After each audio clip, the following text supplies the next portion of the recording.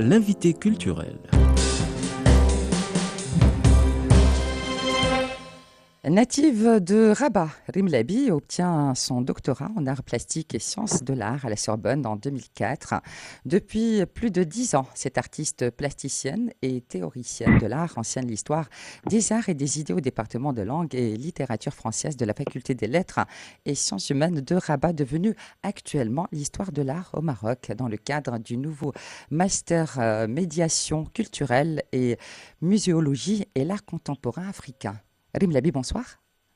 Bonsoir, Comment allez-vous? Tout va bien? je vais bien, je vous remercie. Merci de répondre à Enfin, l'invitation. relativement bien avec cette situation particulière, mais nous faisons le nécessaire. On gère, c'est ça? Rimlabi, on gère. Oui, absolument, absolument.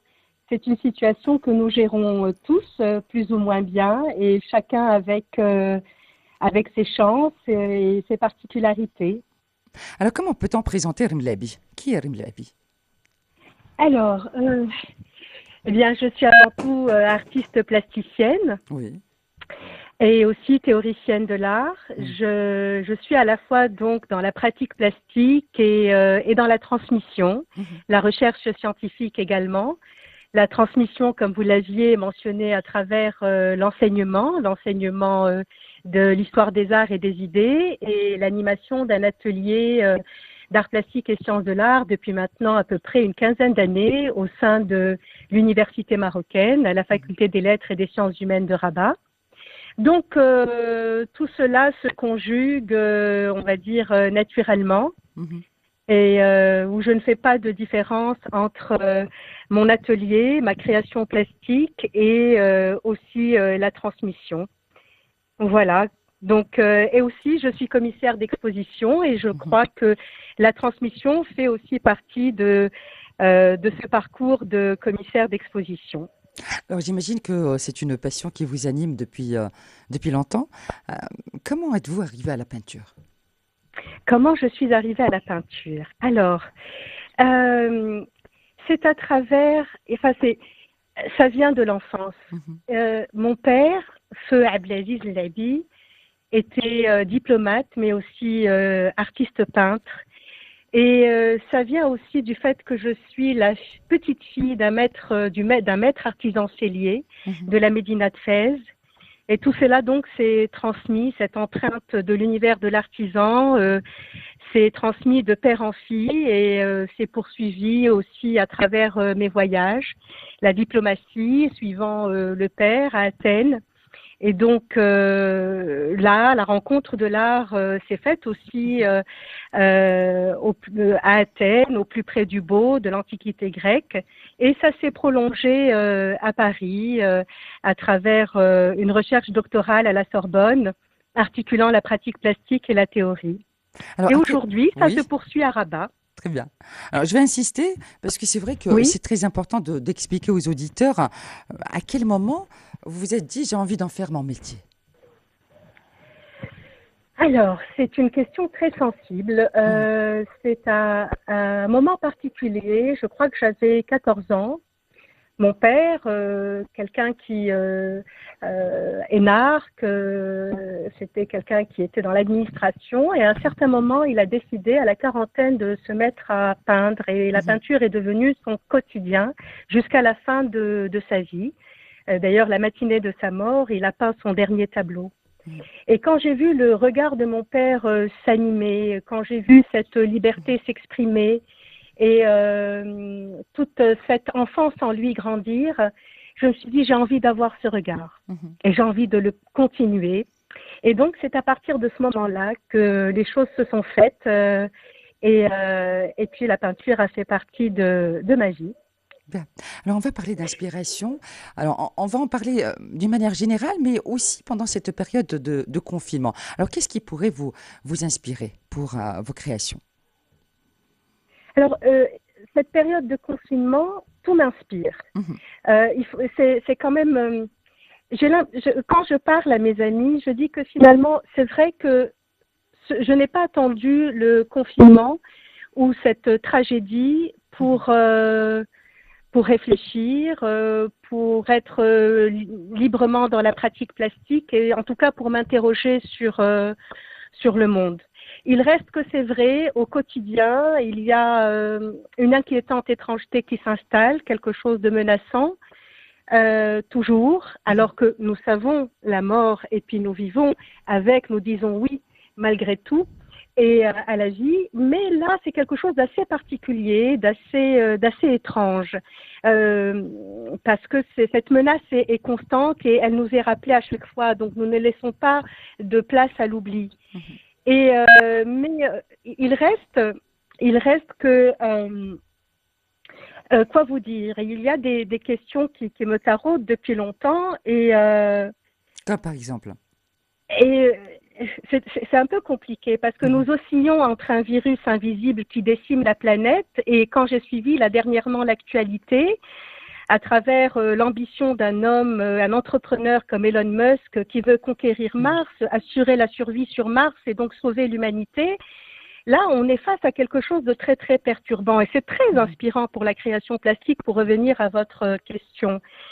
Et le problème, c'est que je me dis qu'il y a un souci parce qu'il faut des moyens colossaux aussi pour acheter son billet son billet de vaisseau spatial. Alors, est-ce qu'il y aura équité? Est-ce que tout le monde va avoir droit à sauver sa peau? Alors, je souris, hein. Et donc, voilà ce qui m'inspire, par exemple, cette menace et puis cette ambition extraordinaire. Et une question me taraude, comme toujours. C'est la suivante, c'est comment se donner une raison d'être à un horizon au-delà des assouvissements ordinaires ou, comme vous voyez là, extraordinaires, si on ne perçoit pas notre prochain comme absolu et non comme une simple chose signifiée par des clichés que le monde du calcul, du spectacle infuse continuellement et nous le savons. Et je crois profondément que l'art peut quelque chose. Je crois qu'il est un contre-pouvoir contre cette forme de domination. Alors, ça m'inspire, oui, parce que à travers ma pratique plastique, il y a un élargissement de la perception, je me défais des clichés et il y a une reconversion du regard qui se passe. Je crois que quand je travaille, je ne sais pas si je continue, mais quand je Oui, travaille allez-y, je vous plastiquement, écoute. On vous écoute.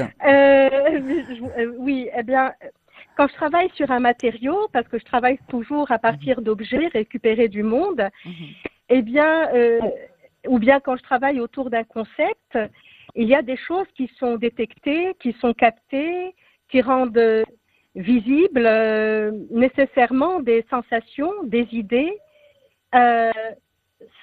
Cette situation étrange, elle est inspirante parce que elle nous fait prendre des risques, davantage de risques, sans interdit ni restriction, parce qu'on est ramené à l'essentiel. Et oui. Et puis, ça nous fait penser, et puis les questions avec lesquelles j'ai commencé notre échange impliquent que l'art fait penser. Quand je travaille plastiquement, j'induis, je détourne, je rends facile ou difficile à travers la matière, forme, couleur, et j'élargis ou je limite. En fait, j'invente de nouvelles possibilités de vie. Comme on dirait, alors, il y a maintenant cette pandémie terrible. Quelle autre nouvelle possibilité de vie on pourrait proposer? Et peut-être une des façons de mieux penser cette question ou de mieux l'approfondir, c'est pour ma part, c'est le façonnement plastique, c'est le fait de manier forme, couleur et matière, et à travers tout cela, tout un imaginaire et des questionnements, des remises en question, etc. Donc oui, c'est une situation qui inspire. Bien. Alors, y aura-t-il un avant et un après coronavirus, à votre avis, Rimlabi? Ah, écoutez, je suis dubitative. Je pense pour certains, oui. Pour d'autres peut-être non, parce on est toujours aveuglé par plusieurs idéologies, l'idéologie du profit, l'idéologie du spectacle. Il y a quelque chose de on dirait que ce n'est pas suffisant pour certains. Vous voyez très bien ce qui s'est Mhm, passé là dernièrement aux États-Unis avec des crimes racistes comme ça qui sont mhm, absolument insoutenables. mhm. Et en même temps, heureusement qu'il y a toujours deux poids de mesure, toujours des gens comme les artistes, entre autres, qui pensent le monde qui remettent en question et, euh, et qui en quelque sorte invitent aussi à la poésie, parce que je crois que c'est Mhm. une nécessité réellement aujourd'hui, On va en comme parler dans toujours quelques instants d'ailleurs. de poésie, Rimlabi. Alors, quelles sont les techniques que vous avez l'habitude d'utiliser pour peindre? Comment pouvez-vous définir votre style de peinture? Et finalement, est-ce que vous avez un nom à lui donner? Est-ce que, pardon, j'ai Est-ce pas que entendu. avez-vous un nom à donner à votre style de peinture? Euh, Alors écoutez, ce que je fais habituellement, Mhm, c'est que à travers mes voyages, ou bien même sur place, je récupère des mhm, objets de voisins, voisines ou des objets du monde pour réaliser mes propositions plastiques. Ce sont des nécessités de matière, des traces du passé qui me touchent particulièrement et la présence aussi vivante de lignes de force. Et tout cela génère une émotion et une imagination. mhm, Et à partir de là, la transformation plastique se met à évoluer. En fait, mhm, mon travail, ce ne sont pas des peintures, ni des sculptures, ni artisanat. Je dis artisanat par rapport à ce lien avec mon grand-père. mhm, Mais c'est la synthèse un petit peu fragile de tout ça, entre deux codes, deux mhm. champs de référence complémentaires. C'est-à-dire, il y a dans l'univers plastique l'essence des arts traditionnels marocains Oui. et aussi une sève moderne. Tout cela est combiné.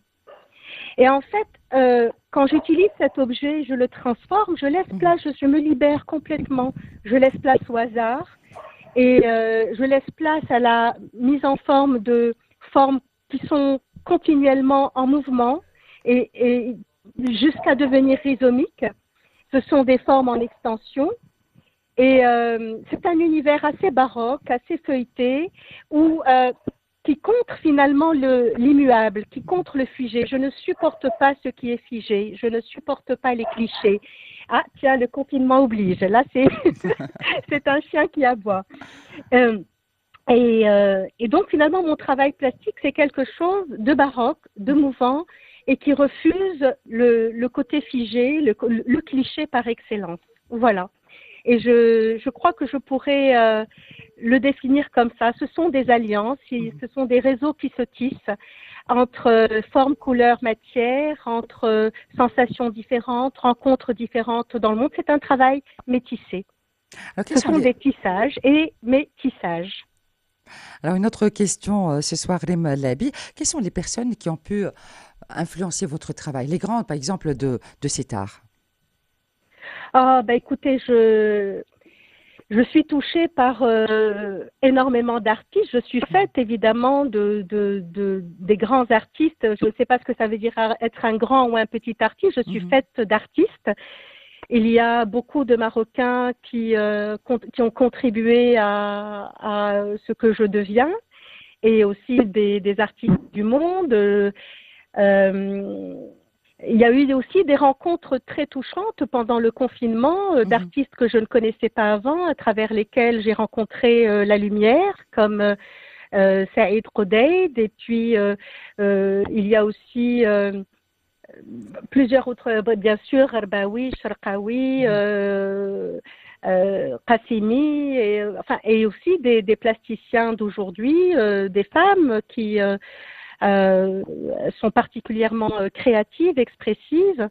Mhm, Euh, Kidoki comme femme plasticienne me touche particulièrement. Peut-être Monia Abdelali, voilà, mhm. qui est anti-cliché par excellence. Oui.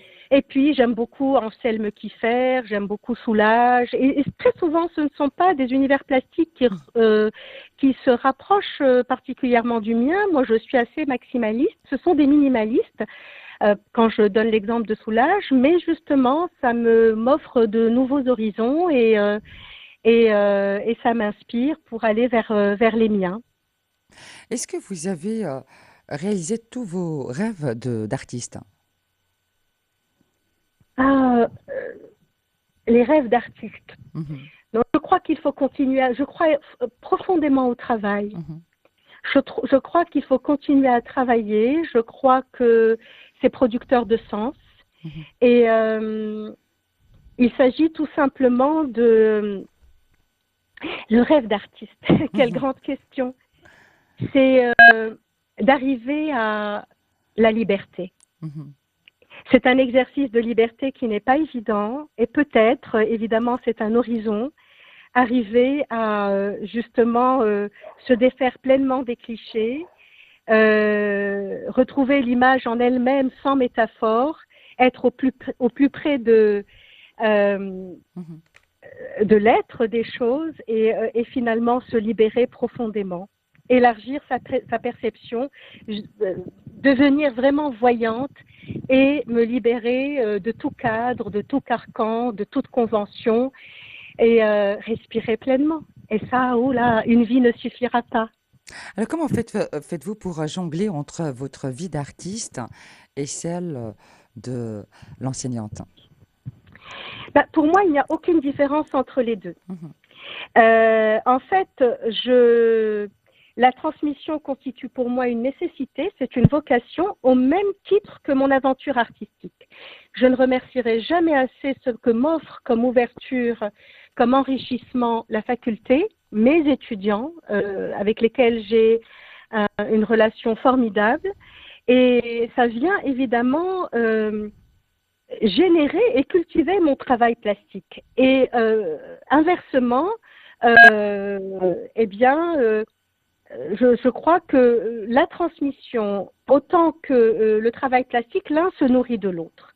Et, euh, et ma transmission, c'est aussi ma façon de m'engager dans la cité en tant qu'artiste citoyenne. Et vous voyez que le lien est toujours là, mhm, tout simplement parce que il est pénible de voir grandir le désert de l'éducation artistique. On a encore mhm. beaucoup, beaucoup de chemin à accomplir. Bien sûr, il y a des petits pas et ils sont à saluer, mais le chemin est long.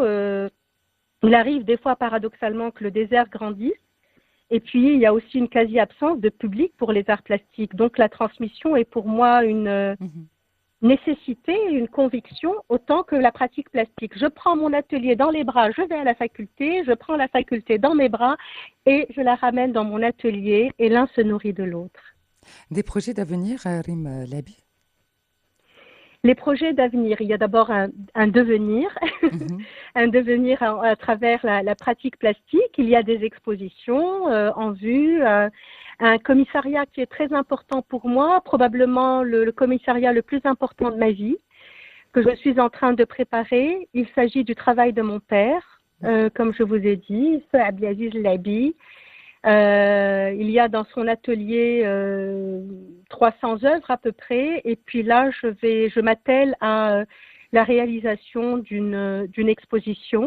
Et puis les miennes, elles sont en cours et toujours la transmission. Voilà, toujours l'enseignement avec de très beaux projets avec mes étudiants. Alors, vous m'avez dit hors antenne que pour cette période de confinement, vous êtes pour la lecture des poésies. D'ailleurs, vous avez partagé quelques poésies avec nous. Et pour ce Oui. soir, vous m'avez promis de partager une petite poésie avec les auditeurs de Charles Inter. Est-ce que c'est possible? Ça tient toujours, Ben, Rim écoutez, Labi? avec grand plaisir, Alors, on vous avec écoute. grand plaisir. Il faut dire que j'ai eu du mal à choisir. Oui. Mais finalement, compte tenu, comme je vous ai dit, de ce qui s'est passé dernièrement Mhm. avec ce crime raciste, et je sais qu'il ne se passe pas qu'aux États-Unis, euh, et finalement, j'ai envie de lire, j'ai envie de partager avec vous un poème de Guy Logic qui s'intitule Je dis douceur. Je crois que j'ai pas, c'est une nécessité. Très bien, on vous Alors, écoute. je vous le dis. Douceur. Je dis douceur. Je dis douceur des mots quand tu rentres le soir du travail harassant et que des mots t'accueillent qui te donnent du temps, car on tue dans le monde et tout massacre nous vieillit. Je dis douceur, pensant aussi à des feuilles en voie de sortir du bourgeon, à des cieux, à de l'eau dans les journées d'été, à des poignées de main. Je dis douceur, pensant aussi aux heures d'amitié, à ces moments qui disent le temps de la douceur venant pour de bon, cet air tout neuf qui peut durer s'installa. Voilà. Quelle douceur! Je crois qu'on en a bien besoin. Merci Rima Labi. Alors je propose à Avec mes plaisir. invités culturels un petit questionnaire et c'est vraiment Ah très oui? rapide. Ah d'accord, On y oui. va tout de suite? Oui, je vous en prie. Alors, le principal trait de votre caractère, Rima Labi.